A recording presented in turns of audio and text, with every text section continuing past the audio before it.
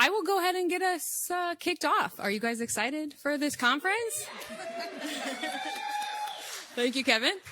It's a pleasure. It's my pleasure to welcome you to the 2024 Grunin conference, annual conference on legal issues and social entrepreneurship and impact investing, our pithy titles of this conference. We're so excited to have you here. I am Leslie Cornell. I'm Deputy General Counsel at Social Finance. We're an impact finance nonprofit. I'm one of the co-chairs of the event this year. I'm joined by two other co-chairs, Ruth Gao from the Robert Wood Johnson Foundation and Kevin Saunders from GC at the Fidelity Foundation. And we are, with the whole Grunin team, so excited to have you here, and we're very excited for the next few days. The co-chairs have recently been reflecting on what makes this conference so unique and like the treasured aspects that we really find value in at this particular conference.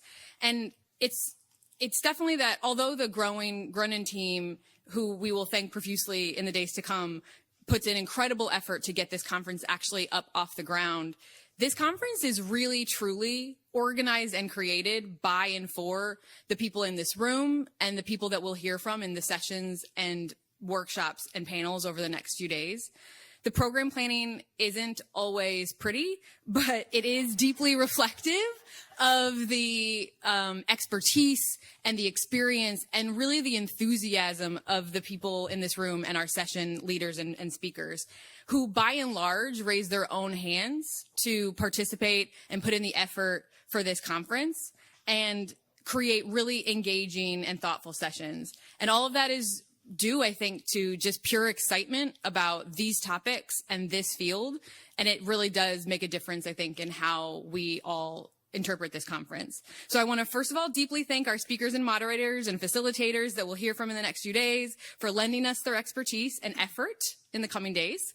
And I just wanted to point out, this conference, the main purpose for me, I keep forgetting, 7th, 8th year attending this conference. And for me, and I hope for some of you, it's to exchange ideas that lead to a better future, whether it's by learning how to use a new innovative structure or by figuring out how to incrementally add impact within the system that we all kind of already work within. And I'm so energized every year when I leave this conference by all the exciting work that I hear about here. And I think this year promises to be another exciting and energizing conference. So I think we should kick it off. And before our plenary starts, I want to introduce you to Svea Schoenberg, the Executive Director of the Grunin Center. She will be giving some exciting updates that we have going on this year, give you some numbers about how this conference will look, what you'll see over the next few days, and help you give some tips to kind of get the most out of the conference in the next few days. So super quick from me so that we can get started with all the amazing content, and welcome everyone to this conference. I'm so excited to have you here.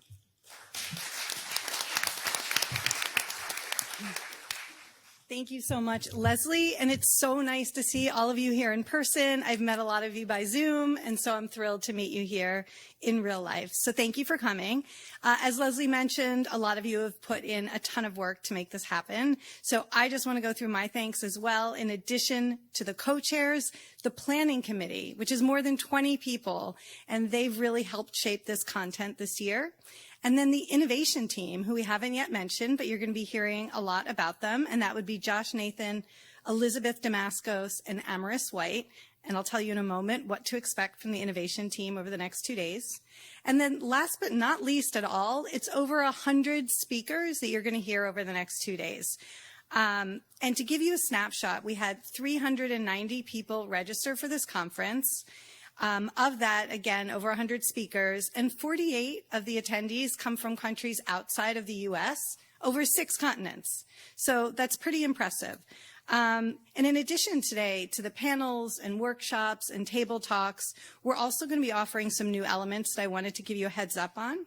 You will notice when you get to the second floor, which is where most of the sessions are going to be happening, throughout the hallways, you'll see posters, and that is our Hall of Impact. And that's a new feature that we're doing this year. During breaks, I encourage you to stop by, look at the posters, read them, and right before the Grunin Prize ceremony and cocktail party tonight across the hall, we're going to have the folks who submitted these posters, which reflect work that they've done over the past year. We're going to have them stand by their posters so they can chat with you about what they've done. So definitely take a look during the day, have questions prepared for afterwards, and also think about next year, what might you want to submit to share with the community. So that was organized by the innovation team, and also organized by the innovation team were 2 networking opportunities for tomorrow. Tomorrow at 9 a.m., we're going to set up tables by industry, so you can sit with folks from your industry and have bagels together and get to know each other. And then at 1:30, we're going to separate out into themes. So if you're going to be following a particular theme across these 2 days, it'll be a time for you to reflect with people who have attended the same sessions as you tomorrow at 1:30. So definitely try to show up for both of those. All sessions, again, are going to be on the second floor here or across the hall. This is the only room where you can't have food. And the reason I'm saying that is we may cut short some of our breaks just to allow more time for the session. So you could bring your coffee or a snack or whatever into the other rooms, but not this room. And in fact, this session, we're going to stretch till 10:10, 10:15. So we're not really going to have a break after this. You're going to go right up to the second floor, and we'll have people to help you find your classrooms if you get lost. And now, I would like to hand it off to Mary Rose to say a few words about the history of this conference. And come on up, Mary Rose.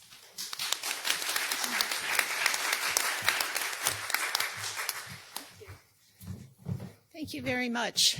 Good morning, everybody. As you know, carrying forth what Svea and Leslie have said, a lot of people have spent a lot of time getting ready for today so that we could welcome you. And we're really excited that we're going to be sharing a lot during the next couple of days. We also wanted to wish you a happy anniversary. As it turns out, this is the 10th anniversary of our gatherings. And I read this, that's our 10th anniversary. And because the Tin Man received a heart, I thought that was really appropriate. Because if this group is about anything, it starts with heart, generous quantities of many other attributes, including experience, intellect, passion, care, and hard work, and adding in core values, which we'll talk about in a few minutes. So the history of this group really starts with Deborah. You know, back in 2011, Deborah started to think about lawyers who were working in the impact space, and she started thinking about a community. And she started talking with some of her friends and colleagues and tried to think about how to start a community. And then in 2012, she had dinner with Kevin Saunders, and they started some more conversations, and they started spreading those conversations among more of their contacts. And this group was formed, and I use the word in air quotes because we don't have any kind of an entity, of course. So we were formed, and we started thinking about how we would start to work together and how we would really try to advance the impact investing field. And so we came up with a really creative name, the Impact Investing Legal Working Group, an acronym that we sort of suffer with a little bit. And I was thinking that maybe we weren't such good marketing experts, but maybe we were. Maybe it's our secret password. So the first event was meant to be small. Carl Valenstein's then firm sponsored an event in New York, and to our surprise, 100 people came. That was followed in May of 2015 by a day-long conference at Carl's firm, Morgan Lewis, in Washington, D.C., with 140 in attendance. There was a 2-day conference then at Aaron Bork's then firm, Reed Smith, with over 140 attendees. The numbers spoke volumes about the hunger for such a community, but there were space challenges. But then we were very fortunate in 2017 with Deborah and Helen Scott's leadership. The event was sponsored by the Grunin Center for Law and Social Entrepreneurship. And the title changed from just impact to add social entrepreneurship. And the title that Leslie referred to was adopted then, which is a bit long. And that's our title that we have carried forward. So by 2018, the Grunin Prize Award ceremony was added to the conference. And then in 2019, we had over 400 people register to attend.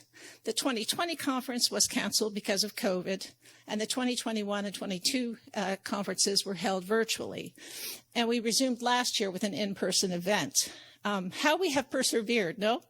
So this is our 10th gathering. Who are we? You may ask, who are we? Who are the members of this community? Some of our surveys have captured the breadth. There are internal counsel from nonprofits, development finance institutions, banks, 501c3s, external counsels, law professors, academic researchers involved in impact and social entrepreneurship fields, directors, and employees of institutions, pro bono services providers, and coordinators at law firms for pro bono. And so and many are lawyers who are thinking about, what is this and how can I incorporate this into my practice, whether full-time or part-time? And we welcome those new people among us every year. What are the themes that we have covered over the years?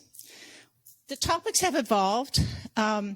We've also used different types of ways of working with people. For example, for a couple of years, some of the best panels from our event were actually worked into a webinar with the Bertha Center in Africa in order to expand our geographic reach.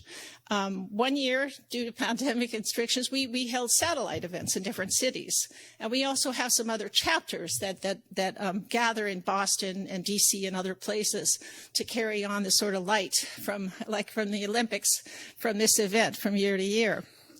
And in terms of themes, we've really run the gamut. We've used people's choice because we like to hear what the community thinks and wants to hear about, or what challenges that they're facing.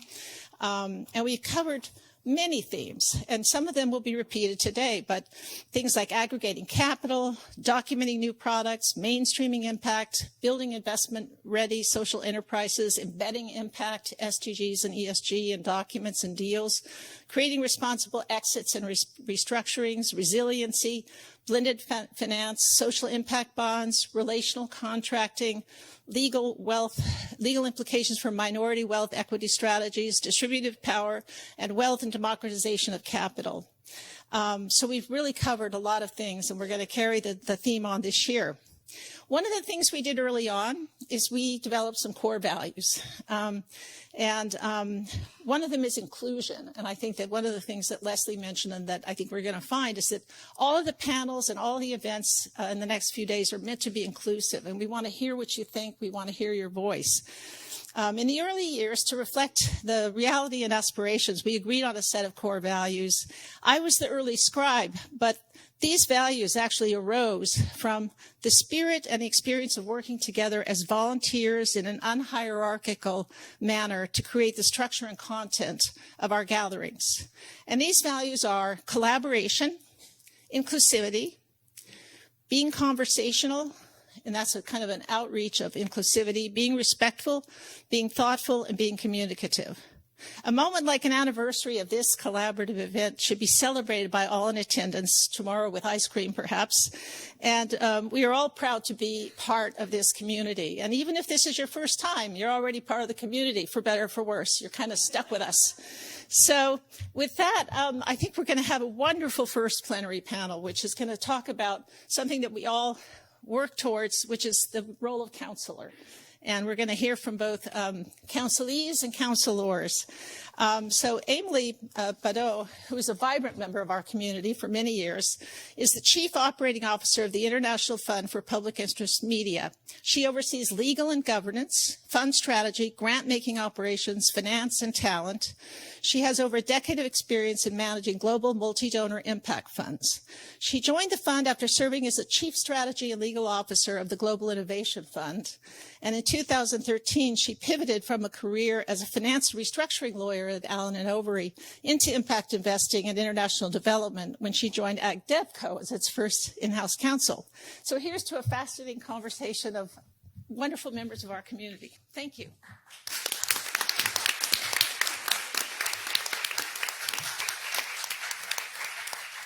Thank you so much, Mary Rose.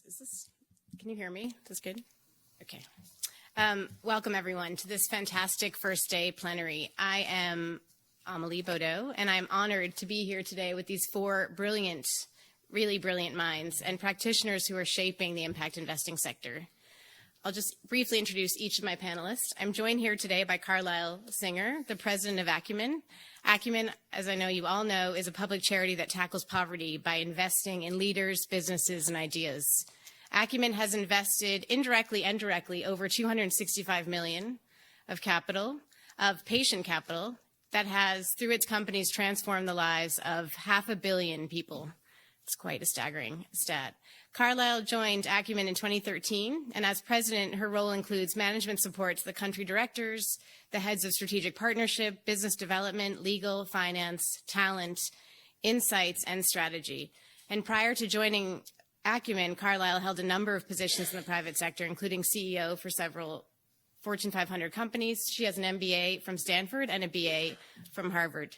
Thank you again, Carlyle, for joining us. I know that's quite an impressive bio, but the impressive bios continue. Also joined by Lynn Rowland, the General Counsel, Secretary, and member of the Management Committee of Acumen. Lynn has overseen Acumen's programmatic growth for over 14 years as its General Counsel. And prior to Acumen, Lynn was a partner at McDermott, Will, and Emery, and she has a JD from Columbia and a BA from Penn. To my right, I'm joined by Camilla Nestor, the CEO of MCE Social Capital. Over her 2-decade career, Camilla has focused on strategies that improve the economic lives of people around the world. MCE Social Capital is a nonprofit impact investing firm that provides flexible capital to enterprises committed to generating sustainable livelihoods in emerging markets, with a focus on women and the environment. Since 2006, I think that's the right stat, MCE and its MESA or MESA fund have dispersed over $330 million in debt capital to 161 investees in 62 countries. Prior to MCE, Camilla served as CEO of Mix, yes, and leadership positions at the Grunin Foundation. Camilla also serves as adjunct professor of financial inclusion at Columbia University, where she also received an MBA and a master's in international affairs. And I'm last but certainly not least joined by my dear friend and former colleague, Ginny Reyes-Lamzone. Ginny is the COO and General Counsel of MCE Social Capital. Prior to joining MCE, Ginny worked at the Global Innovation Fund and at the Dutch DFI FMO. Before moving into development finance and impact investing, Ginny worked in project finance in the US and in the UK and in Hong Kong and in Singapore and for a law firm in the Philippines. Thank you so much, all of you, for joining me. I want to leave plenty of time for questions from the audience, but just to set the scene, I'd love each of our pairs to kind of tell the story of how long they've been in the organization in their roles and how long they've been working together. I'm going to start to my left with Carlyle and Lynn. So, I've been at Acumen, as you just heard, for 11 years and was very, very lucky that Lynn was already there. So we've been working together for the entire 11 years. And during those 11 years, the key objective was to actually build an operating platform that could serve to leverage the work that we did and expand it into multiple different geographies and use multiple different types of funding vehicles in order to increase and amplify our work. And so in that time frame, we've expanded into 2 brand new geographies, Latin America and America, which has been huge, and they're both those regions are doing incredibly important work. We have cumulatively invested, you heard, over $260 million. We have created 5 functioning funding vehicles, and we have 4 more online that will come online in the next 2 to 3 years as we raise the money and close. We have expanded our leadership program into 8 new regions, moving it from a global program to a really locally oriented program. We have expanded our budget from $12 million to $30 million, raised both enough money to cover all of our expenses and, of course, over $350 million to do the investing work that we've been doing. And we've expanded our team, pretty much tripled it. From 65 to 170, keeping our ratio at the center very stable, so always expanding where the work is. We have a tremendous bias. I have a tremendous bias to proximity to the work, to giving agency to the people that are closest to the problem, but enabling them with expertise, which is the real reason of building this robust, what we intend to be a very, very robust platform. So hope that gives you enough. Just building on that, so as Amelie and Carlyle mentioned, I joined Acumen about 14 years ago, and as Carlyle explained, it has been a time of real organizational growth, starting with 2. When I started, we really just had 2 programs, a direct investing program and a global fellowship program. That's essentially it. But Carlisle's outlined how we've expanded those programs. We've also pushed into new geographies and pushed decision-making to be more decentralized, which has its own level of process dependency attached to that for integrity of decision-making. And I would say probably for both of us, Acumen, when I joined, was at the point, I was in the first wave of professionalizing the roles, I would say. We've always really focused since our origin on moral character as part of our fellows program and extended to the staff we'd hire. But I think a few years in, there's an acknowledgement that core skills are pretty helpful too. So I was sort of in that first wave of professionalization, and Carlisle followed shortly thereafter to really do this work in a sense of institution building. Thank you so much. I'm going to turn to Camilla and Ginny, similarly kind of how you each came into your roles, and then we'll move on to the kind of the other topics. Great, thank you. So it's really a pleasure to be here, and I actually many years ago worked for Deborah Brand, and it's really fun to be reconnected in a situation like this. So as Amelie mentioned, I joined MCE Social Capital as CEO in late 2020. The organization has been around since 2007 as one of the leading impact first providers of debt capital to financial service providers and small and growing businesses in emerging markets. I came on with a mandate for growth of the organization to see if we could take this existing platform that had been performing really well and see what we could do to scale it. So it's been an exciting few years. I'll tell the story in a little bit of how Ginny and I initially got connected. But it's been incredibly gratifying to be able to work with a general counsel like Ginny as we are sourcing new types and structures of capital and also very actively deploying capital into 29 different markets around the world. Yeah. Hi, everyone. Nice to see many familiar faces. So yes, I've been at MCE for about 3 years now, and how I came to MCE was actually some members of this community came up and said, MCE Social Capital is a very, very popular impact investor that has been around for over 10 years. It has this amazing guarantor model, wherein, if you don't know, I'll give the 2-second intro. We basically have high net worths and private foundations provide guarantees, and then on the back of those guarantees, we then, MCE then gets commercial funding or funding from DFIs or other private foundations, and that capital is then deployed into emerging markets. So they told me that MCE has this amazing model. They have been at the same size for about 10 years. They now have brought on a new great CEO, and they want to expand. And one of the key players in this expansion, they said, was a general counsel. And so that's how I came to MCE. Thank you so much. It's a great segue to my next question. So it's really rare that we have an opportunity at this conference to hear from CEOs and presidents, from heads of business, about why the general counsel role is so critical. Usually, which is not to dismiss this at all, we are in-house counsels talking to other in-house counsels or legal practitioners and firms about the critical role of general counsel. So I'd love to start by asking, I'll start with you, Camilla.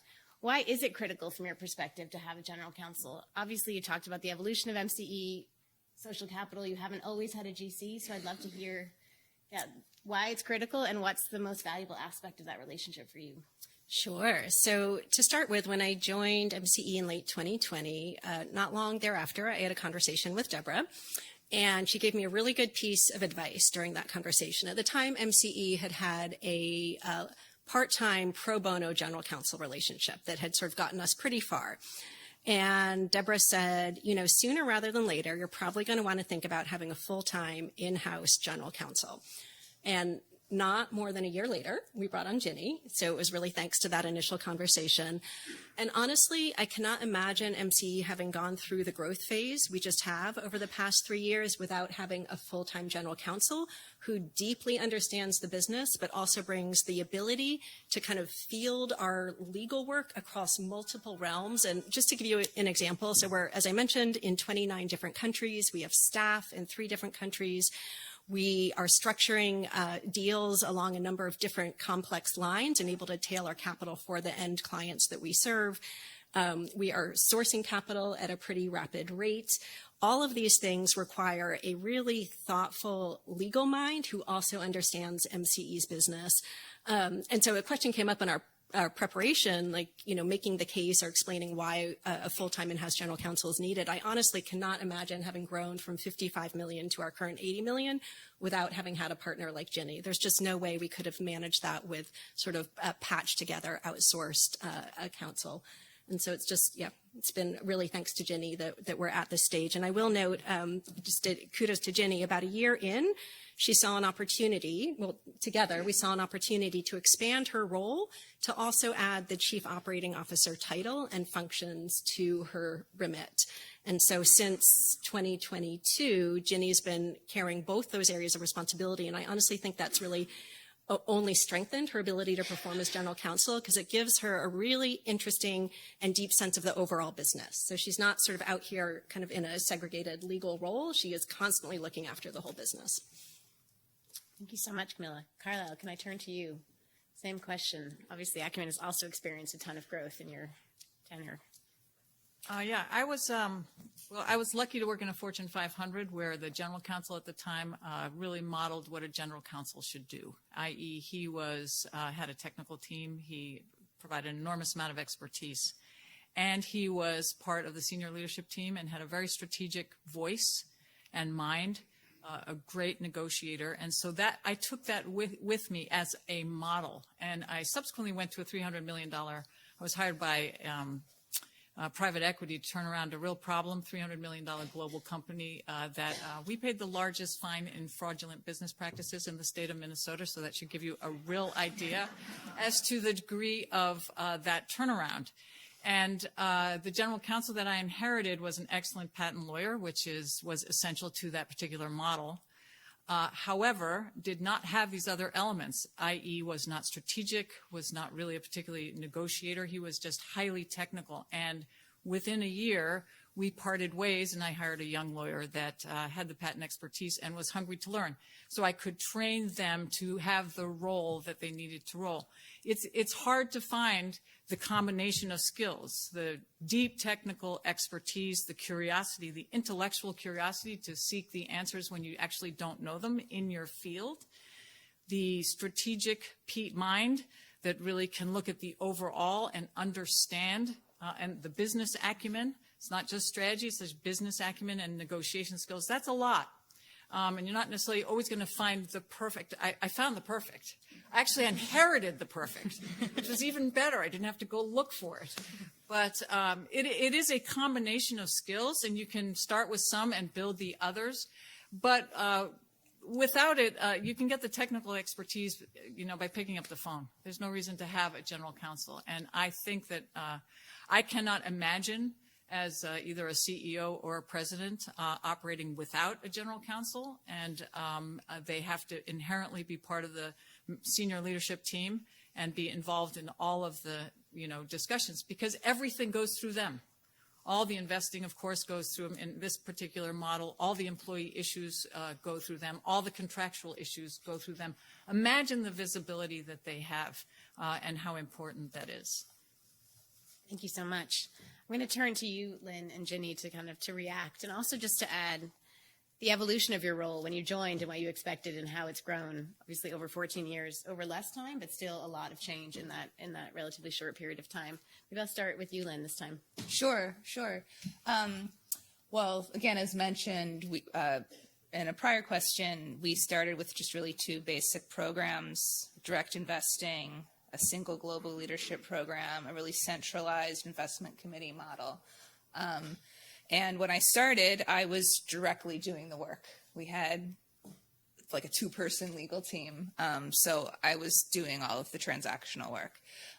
As we've grown in both complexity of program and geography, and we've started doing investment advisory work as well with our pooled vehicles, managing those funds, it's led to just more a need to pull back, more complexity in terms of what's being done, and the need to build a team that can do the direct work to enable that sort of lifting up. And so now we actually have an 8-person legal team globally, which includes ESG and compliance roles as well.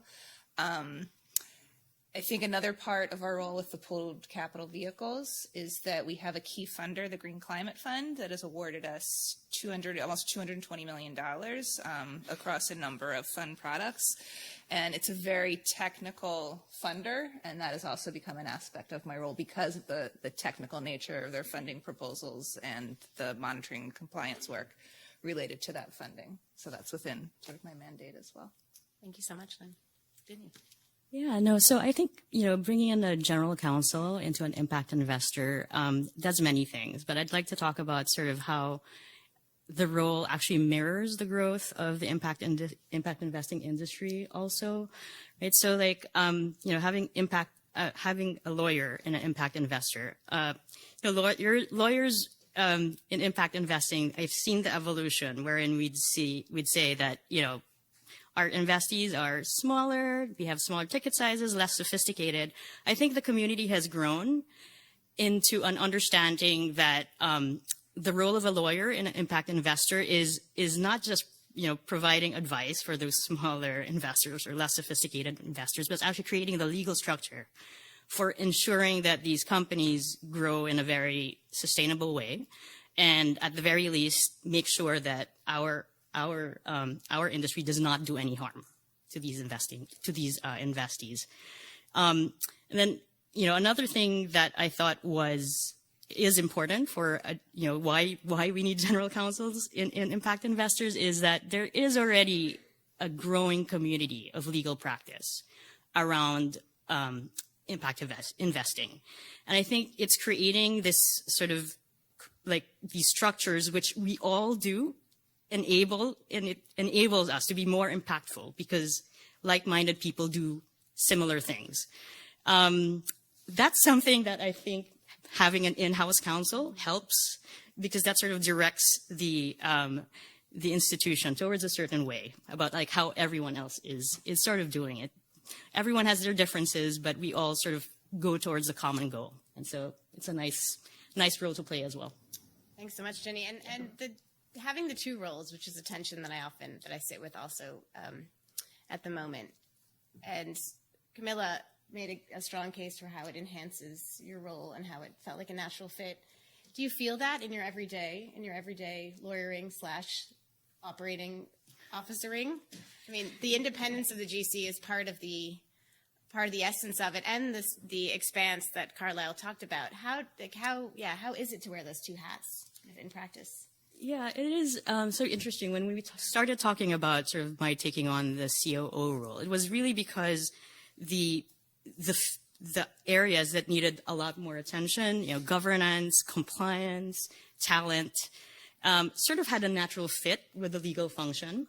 And I have to say, sort of like having done it for about 2.5 years now, I can't really say that I wear different hats. But I always see it from the same lens because that's just how I'm trained and that's how I see the world. Right. If anything, it does help. Right. It makes things a little faster. Although it is a leap of faith as well, because I know that this is sort of how I'm seeing things. I have to look to Camilla and my other peer C-suite to sort of see their point of view and for us to come up with adequate solutions. Thank you so much. I'd love to turn to some examples, and I push these incredible pairs a little bit to try to come up with examples of healthy tension between the head of business and the general counsel, which I think is part of the essence of why this relationship works so well. They really struggle to find examples of actual tension, which I think is not testament to the fact they haven't navigated challenges. Obviously they have, but they seem to be so in sync that flaring up as tension was rare. But I will still ask if you're comfortable sharing kind of an example of where one or two of those moments where you felt that healthy tension in your roles and how you navigated that and how that shaped your relationship and the trust you've built. I'm going to start on my left with You want to Carlisle and Lynn. I'm happy to if you want me to. Yeah, why don't you start? Okay. well, yeah, attention. It's just definitional in our relationship. We're so used to it, we don't call it tension. That's the point I guess I was going to start with, that like Amelie pushed us, like, does anything stand out? And nothing stands out, because I think we would view a positive conversation to be a conversation in which we disagree and pushed each other on those disagreements. But to try to step back a little and think of maybe patterns that have evolved as we've learned to trust each other, or maybe you can talk about like the areas where you might differ, like on risk appetite or precedent or operator. Yeah, I mean, versus- I'm an operator. I'm about getting things done and finding a way to get things done, and sooner the better. So there's always a sense of urgency to get to the, to just move on. Nicely, she has a very great sense of urgency too, so our meetings are very short, and unless we're going to have a dissonant dialogue, and we have quite a few dissonant dialogues, and that is really, well, in the beginning, I can talk about, I have the field operation reports to me, and so if legal is putting in a barrier or, asking some hard questions and standing in their way or perceived to be standing in their way, they would try to play us off each other. Or they would essentially play us off each other. And that takes some building within the relationship. So we would spar quite a bit. And it was a learning on both sides. I had to really learn how Lynn was looking at it. And she had to learn that I have a much higher appetite for risk than she does. And that sparring gets you to the right solution, actually. But you have to have the capacity to have this kind of tension and to manage it. And I think we had to learn about each other. It was always the beauty about Lynn's, nature is that she's always trying to find a solution. She's creative in thinking about and thinking out of the box. She is not rigid. And that's partially this talent that I think I would always be looking for. So there would be proposed solutions, and I'm the same way. I don't get stuck. I can be forceful, but I don't get stuck. And so I think that we had to learn about each other, but there's clearly, and funders push us, and we're trying to push funders. And there's a healthy tension, therefore, with legal that does all the negotiating there contractually, and the organizational side where you want to try to understand, where do you draw the line? Where should you say, absolutely no, the funder needs to change? And the person negotiating is always going to want to get to the other side of the negotiation. And I'm going to want to stick to certain things that I think where they should move. So I think that's where I would say we have the tension that we have to manage. But I find it to be incredibly positive, and it is why it works so well. And to go back to your request for a specific example, I mean, without revealing too many details, but, Carlisle hinted at this idea of pitting us against each other that sometimes happens in the field. And like circumvention is what we kind of call it. They don't like me, so let's go to Carlisle, get her persuaded, and then they'll say Carlisle said it was okay. That's how. Where it works well. Well, doesn't anymore, though. It used to anymore. work well. It worked better before. But when we were still trust building and understanding how each other approached problem solving, I think there was probably more of a tendency for you to lean into that, right? And either directly mediate it or want to listen to both sides and, come to a conclusion. I think now, I think recently there was a situation, though, where someone was complaining about something I said or did, and Carla was like, well, she must have a good reason. So I think that, and you also will send me into situations as a proxy for you. That's right. Right? That's right. And to be fair, Lynn has gone to the field, has gone and done the work to truly understand what it's like to be in the field. And that's essential. I think that's essential you have to learn the business model, if you will, and the people, and you have to learn by being there. You can't just sit back in your office. And I think that's a credit to Lynn. Fantastic. Thank you both so much. I'm going to turn to this pair on my right now. Similar. Any specific examples would be awesome. Sure, I can start it. My example is like when I first few months after I started at MCE, I look at their deals and the due diligence process. You're like, oh, wait a minute, they haven't been consulting local counsel. So I like to do all of our investments. And so I go to our investment team, like, hey, investment team, you need a proper diligence process. You have to include legal due diligence into your investment process. Of course, the investment team they're fantastic. They've been around a long time and have been used to doing things a long time.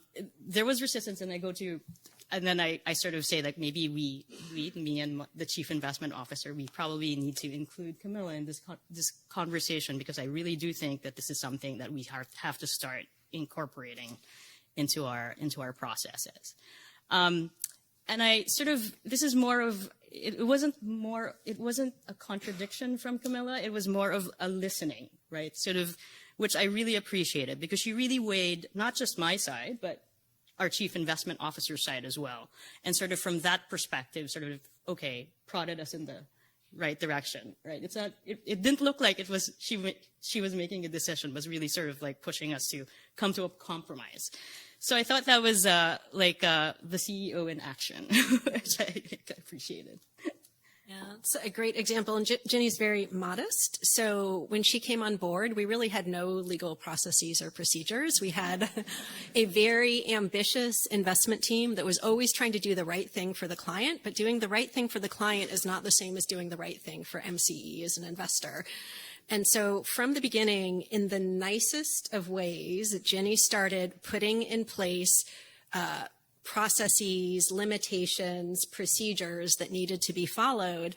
And there was pushback. And I really encouraged Ginny to kind of stand the line, and where needed, I would come in and back her up. But that was really crucial, because she was sort of having to create the kind of whole, not just like perform the general counsel functions, but create a culture where people understand and respect the general counsel. And we're in a vastly different place now, a few years later. But I think, there continues to be, as we professionalize and try to make things a little bit more institutionalized versus in people's heads, we're constantly coming up with these areas where Ginny has the right instinct for what to do. And we just kind of need to get the rest of the organization coming along with us in most of the cases. Yeah. Thank you so much. I want to open up to the audience in just a moment, but I have one more question that's for Lynn and Ginny around this theme of risk that's come up a few times. And obviously, as a sector, I think we're becoming much more risk tolerant, actually embracing risk to generate impact, which is like what we all argue is what is needed. Often the lawyer is kind of seen as the I don't want to say policing, but naysayer. Yeah, basically, yeah. The person you go to because you fear they say no, but you go to them because you have to.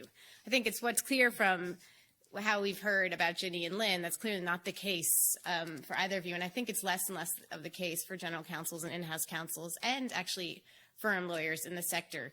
But I'd love to hear from each of you, like how your appetite for risk and your approach to risk has changed, I think through this relationship in part, but also through through the roles you've taken in the sector, and Lynn, through your time and acumen.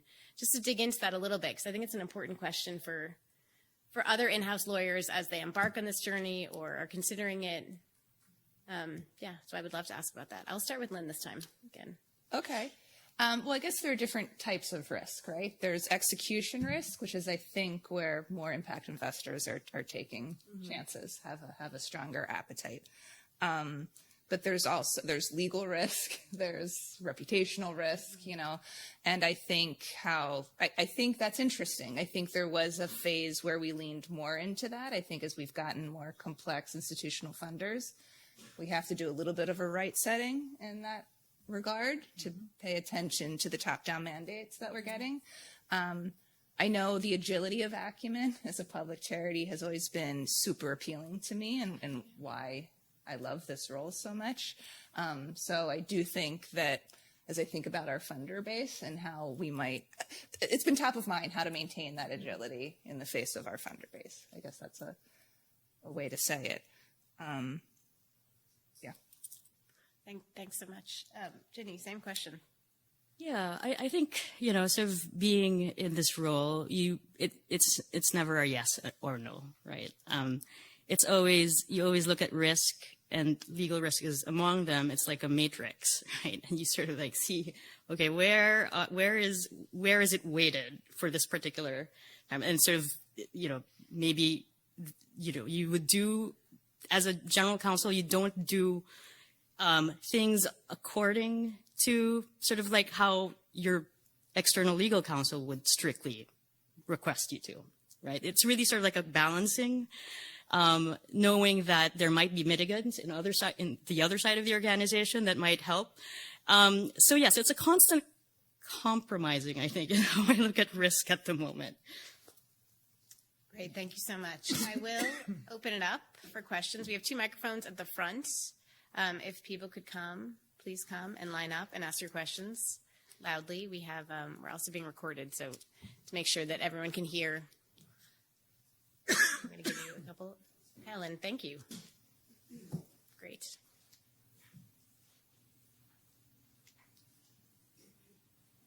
Please introduce yourselves, Helen. My name is Helen Scott. Many of you know that I was, for a long time, the faculty co-director of the Grunin Center with great, and one of my great achievements as a faculty member here at NYU was recruiting Deborah to the faculty. And I've been going to this conference, excuse me, as long as it's been here. So you know that my interest is somewhat as a teacher and an academic. So my question, part of what this community has done is try to open up the possibility of career paths for lawyers and people who want to make all or part of their career, their professional development in this area, in the area of impact investing. So you sort of alluded to it, but my question really is, how many lawyers do you have? Where are they? And how do you find them? And what is your relationship with outside lawyers? I'm happy to tackle that if please, that's Lynn. okay. And then So I have been so fortunate that Acumen has taken very seriously the legal function and its role as a problem solver in the org. So we have 8 folks in our legal team. 3 are not lawyers. They're in our ESG and risk and compliance function. But the others are lawyers directing our programmatic support. One is based in New York and supervises attorneys in Bogota and in Nairobi. And we're looking to hire another person in Lagos right now. We also have an attorney that helps support our fund work and our investment advisory work. So did I hear everybody? So yeah, 8 people. So we're doing our part to try to provide jobs to the profession.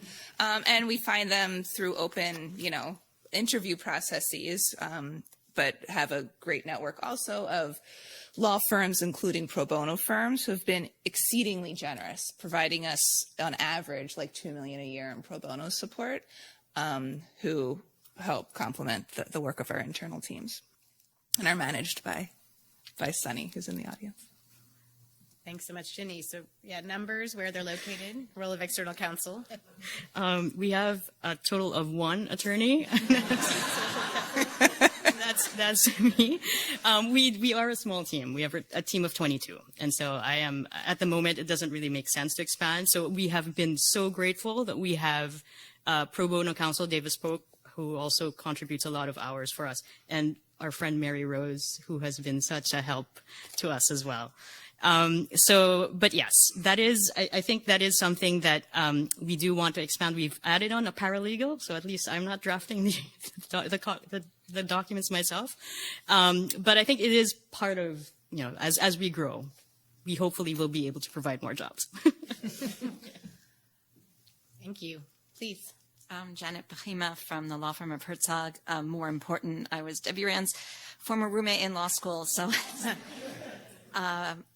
and I think you made the role of general counsel in your organization so much more attractive than I would imagine. So I really thank you for that. It is unfortunate that even though you talk about diversity, you were not able to find one man who's as well spoken as any of you. I'm sorry about that. I am curious about the trilogy of CEO, general counsel, outside law firm, senior outside law firm, and how you work that so that who is managing that relationship? How do you control that? Thanks so much for that question. That was on my list too, so I'm glad it was asked. Oh, go ahead. I'm sorry. I did. You did have a great answer to that when we prepared. But Is that right? I can give you time to think about it if I wanted. Provide the time. External counsel. I think one of the things that we do is, like, we do work with external counsel a lot, but then I think my job, and I think you've talked about this before, is that we, as general counsels, you're really a translator, right? So you sort of. That was in the preparation. That was, yeah. So we do take, it's general counsel's job, because we speak the same language as our external counsels, to sort of, get all of the information we can. We process that into a language that our CEO and our other peers can understand. And I think Carla used the word contextualize, which I thought I really liked. It's really contextualizing the advice. I can't add to that because that was what we talked about. I think, please. Hi, so I'm Marcia Wiss, and I've been doing impact investing since the 1970s. A really long time. I've been teaching international project finance and investment at Georgetown Law for 30 plus years, and international investment law at Johns Hopkins SAIS. I've been an equity partner at Hogan Lovells. My question is, you talked about the tension between operational issues and legal, and questions whether the lawyer is perceived as a gatekeeper, blocker, can't do that. My question really is what we call sometimes orange jumpsuit moments. Care to elaborate? Have you ever had a problem when management, operations, the guys in the field wanted to do something that legally they should not? And you had to take an action. Could be, I'm out of here, whatever. Have you ever had that kind of a moment, and how did you deal with it? Fantastic question. Speaking of examples, it's getting right to the. I mean, if you don't want to talk about it, I understand that too. That's for the legal to answer. That is. Jenny, I'm going to look. No. All right, Lynn, do you want to do this first? You can go, Jenny. Orange jumpsuit moments. Thankfully, not literal orange jumpsuit moments, but there have been times wherein, it's common, I think, in impact investors that are smaller size, like MCE, wherein everyone is just so enthused. They just want to be able to do things in the field. And these are young, enthusiastic colleagues, right? That they have absolutely no idea. No, actually, the SEC might stop us from doing this. And it's not really, I think it's, as part, general counsel is also an educational role, in the sense that we're not here to say you can't do this. It's saying you can't do it this way, but what about this way, right? So it's more of, and so it doesn't have to be a dialectic, right? Like a negative and a positive, but it's more of coming to a compromise, getting them on board that actually putting in legal structures into our investments actually makes us a better investor. Yeah, I would say, thanks, Ginny. Also, acumen has sort of a saying, move fast and break things, so that can, lead to potential orange jumpsuit moments, I suppose. But I think that my team, like Ginny, has been less of like a gatekeeper per se, though we certainly serve that role when needed, and more of a solution provider. And most of the violations are like process breaches, that it's a matter of education, bringing people back to understand what the value is of whatever procedure has been put into place, less so like a blatant legal violation. Thanks. Hi, my name is Courtney Makushi. I'm from Calvert Impact. My question's for Carlisle and for Lynn. And I would love to know, with your organizational growth, what lessons have you learned in terms of hiring and in terms of maintaining your institution's culture? That's a really great question, because first you have to frame how you think about culture. Do you think culture is something you write down on a piece of paper, or is culture actually organic? and how people interact. We have been very fortunate to keep the executive level and the level below very, very stable. There's a huge amount of tenure. When you talk about culture, then it's a lot easier to maintain your culture when that's the case. It's, how you onboard is important. And we have had some turnover, particularly in the field on the leadership side. And so that's very important because they represent your culture in Nairobi or in Lagos. And so how they're onboarded, how you keep tabs on what they're doing, and that requires some frequent visiting. Like physically, you have to be there, keeping up communication channels with people, with the employee base. All of that becomes really pretty crucial to make sure that you sustain or you're expressing your culture the way you want to express it. And I have some failures behind me. Wrong person. Not for lack of the organization. I consider hiring a 50% game and actually think I'm very good at it, right? But I think if I went back and looked at all the hiring that I've done through a four-decade career, I would say I'd hit 50%. So you have to retain the humility that you can really make a mistake and be very, very vigilant and use the people that are culture carriers within the organization to your benefit. Because I don't believe it's something you write down and say, hey, well, this is Acumen's culture here. Go do. Anything to add? No. Thank you. Thank you so much. Al, and then we'll go this way. Hal Glasser, Chief Legal Officer for Pathfinder International. I was wondering if you could share your reflections on how you manage the relationship with the board of directors and that important triangular relationship that's out there. Thank you. Yeah, that's a great question. I would say as CEO, I'm the primary liaison with the board, and we have a large board at MCE.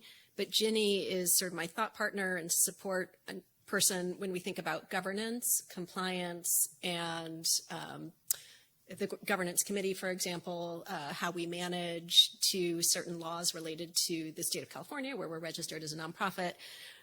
So there's a really important role that Ginny plays in terms of managing the board, and then I'm kind of looking at it from an overall relationship strategic perspective and partnering with Ginny where needed on some of the governance issues. But it's a great question because I think we're both engaged in a lot of the conversations to make sure that we're triangulating and not having two separate dialogues.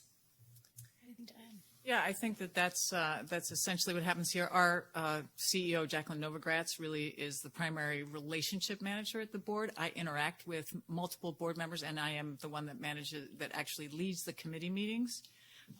But that Lynn is really the governance guru here to make sure that we keep our committees doing what they're doing in the right time frame. They have the right people on them in the right time frame. The notes. She brings back questions that we haven't.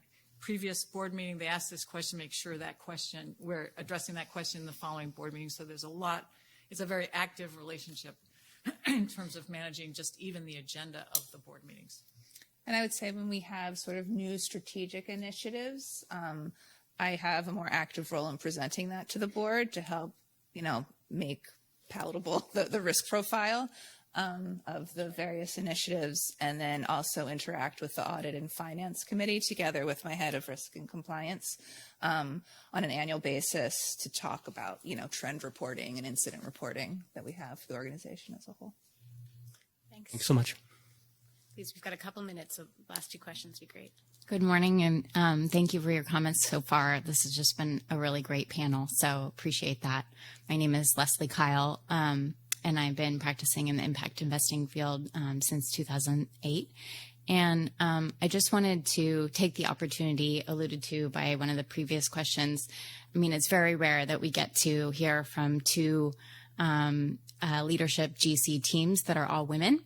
And I just want to acknowledge that and also query to both of these teams, how do you feel it may have been more difficult or easier because you both are women? And kudos to all of you for being leaders in your fields. Thank you so much. Who wants to start with that one? I mean, most of the general counsels I've worked with prior to Acumen have been men. So from a sheer getting things done relationship perspective, I would say there's very little difference, actually. I know you're looking for difference, but I don't find it. Maybe that's me. I'm not necessarily looking. But I do think there's a level of genuine care that is expressed that I don't think you would find. I did not find when my general counsel was a man. And so I would say that it's a subtle difference, very subtle, but it is there. And that would be the only thing I can point to. I've had amazing and general counsels that I could wax eloquent about as well. Yeah, I mean, I would just say we have an all-female leadership team at MCE. This wasn't necessarily an intentional strategic move. It was just the best people for the roles ended up being women. But it's something we're actually really proud of. And we have a really collaborative culture, but also one that doesn't shy away from debate and discussion. So I think balancing those two, the kind of relationship building aspect and the ability to kind of hold a line or share a point of view and stick to it, I think our team does a great job of balancing that. Thank you. Last question, Maria, please. This is a good segue as well, because I do think that this is extraordinary and really uplifting to see this exchange. And I think most transactional lawyers are the kinds of lawyers that a CEO would be looking for if they're looking for a strategic thought partner. And there goes my question. I think most of us want to be strategic thought partners, but it really depends on the CEO thinking that way as well. And we hear that a lot of a CEO saying they want a strategic thought partner, but then you get in there and they really don't. So my question is, what is it that as a CEO, if a lawyer is coming to you to say that, like what is this relationship and how would you like it to be? How would you spot whether you really want a strategic thought partner or not? Thank you, Maria, for that final question. It's a great question. I mean, I had a lawyer that didn't have the skills to be a thought partner, right? So there's a test. From my perspective, there's a testing. It isn't about whether you're a naysayer or not, because that doesn't cause me to shy away. That causes me to ask a whole lot more questions. The why underneath it, explain it to me. Can you bring me over to your side? Right? Can you give me, and even if I understand your side, can I give you enough of the other side so that you can understand why the decision might go the other way? That's the testing ground for me. And I tested this guy and it was a 0. So like that needed to change. So I would say you got to pass that test. You have to pass that test. You can't, number one, just say no right off the bat because X, Y, Z. You have to say I have some concerns. There's a packaging piece, right? Because you say no to me, I want to punch right through that wall immediately, right? So don't. That's just packaging. That isn't the real thing. The real thing is, do you have the capacity to listen and understand my perspective? And do you have the capacity to educate me, which has come up, such that I understand where you're coming from, and can we together actually make a decision? And if even I'm going to make one that you actually wouldn't make, do you understand enough of it that it's okay? Because otherwise, we can't have a relationship. And trust me, the guy flunked. Mila, anything to add? The only thing I would add is deep understanding of the business and being able to demonstrate that from the get-go, right? To be able to contextualize, to Carlisle's point, a legal decision or a point of view in the overall business. And that's rare, I think, to be, well, at least in my experience, to be able to bring those two things together seamlessly. Thank you. Thank you so much. And thank you so much to this brilliant panel. I mean, Lynn and Ginny, I have long admired both of you. And to add your principals, Carlisle and Camilla, to this was truly an honor. So thank you all so much. And thank all of you for your great questions and for coming this morning.